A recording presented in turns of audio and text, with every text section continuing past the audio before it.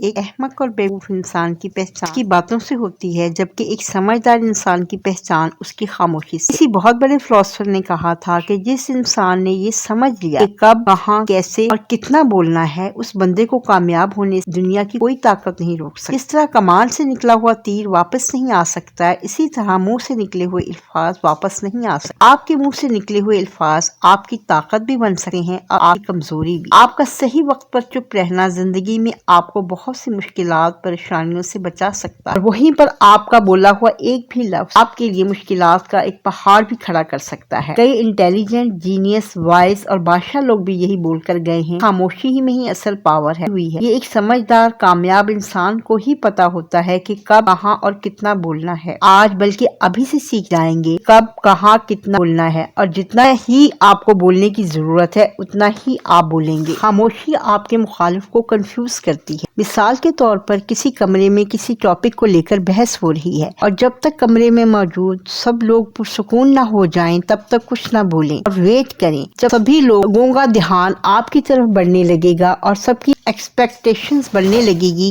کہ آپ کیا سوچ رہی ہیں اور آپ کی اس موضوع کے بارے میں کیا رائے ہے۔ دوستو، یہ کوئی راکٹ سائنس کا حصہ نہیں بلکہ صحیح وقت صحیح استعمال ہے۔ جب آپ کو لگے کہ سب پرسکون ہے اور توجہ اور دھیان کے ساتھ آپ کی بات سن رہے ہیں، تبھی آپ اپنی رائے کا اظہار کریں۔ اس سے آپ کی بات کا 10 گنا زیادہ امپیکٹ پڑے گا۔ بہت بڑے بادشاہ ٹیپو سلطان اپنے دشمنوں کو خاموشی کے ذریعے ہرایا تھا۔ کئی دفعہ چپ رہ کر وہ اپنے دشمنوں کو ڈیپ تھنکنگ سچویشن میں ڈال دیتے تھے۔ ان کا کہنا تھا کہ جب آپ چپ رہتے ہیں تو آپ کے دشمنوں کو انکمفرٹیبل کر دیتے ہیں، آپ کے بارے میں سوچنے لگ جاتے ہیں کہ آپ کا اگلا پلان کیا ہوگا، اگلا قدم کیا ہوگا، آپ اگلا قدم کیا اٹھانے والے ہیں۔ یہ سب سوچ کر وہ اپنے فوکس کھو دیتے ہیں اور آپ جیت جاتے ہیں۔ ٹیپو سلطان کا کہنا ہے کہ جو یہ جانتا ہے کہ کیا بولنا ہے اور کیا نہیں بولنا، وہ جیت جاتا ہے۔ خاموشی اپنے فوکس کو بہت زیادہ شارپ کر دیتی ہے۔ مولانا رومی کا کہنا ہے کہ بولنے سے پہلے اپنے الفاظ کو ان 3 سوالوں کے گیٹ سے گزار۔ پہلا، آپ جو بول رہے ہیں اس میں ویلیو ہے؟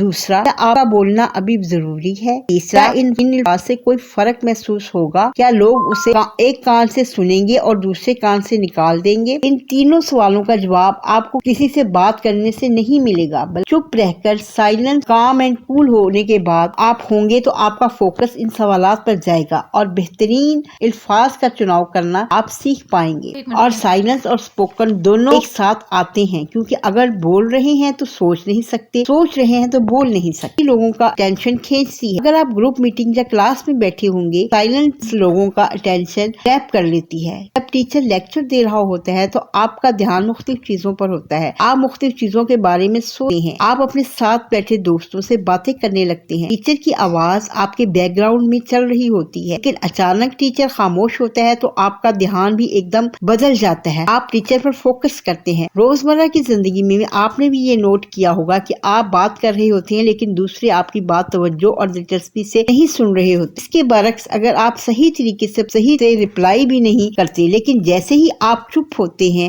تو سب کا دھیان آپ کی طرف ہو جاتا ہے۔ آج کل آپ کیا کر رہے ہیں اور آپ اپنے خاموش کیوں ہیں؟ Number 4، silence trust build relations. لوگوں سے ریلیشنز جوڑنے کے لیے، اپنے سے زیادہ بہترین اور اچھے لوگوں سے جڑنے کے لیے، ان کا اعتماد جیتنے کے لیے، ٹرسٹ بنانے کے لیے آپ کو ان کو سننا چاہیے۔ اپنے ارد گرد کے ماحول اور لوگوں سے زیادہ انفارمیشن جمع کرنے کے لیے آپ کا اپنی آبزرونگ اینڈ لسننگ اسکل پر کا شارپ کرنا بہت ضروری ہے، اور وہ ہوتا ہے صرف اور صرف سائلنس سے۔ زیادہ تر لوگ جب کسی سے ملتے ہیں تو اپنے بارے میں باتیں کرنے لگتے ہیں، لیکن سمجھدار اور کامیاب لوگ دوسروں سے زیادہ سنتے ہیں اور آپس میں ٹرسٹ بلڈ کرتے ہیں، کیونکہ جب آپ کسی کو اہمیت دیتے ہیں تو اسے بہت اچھا لگتا ہے۔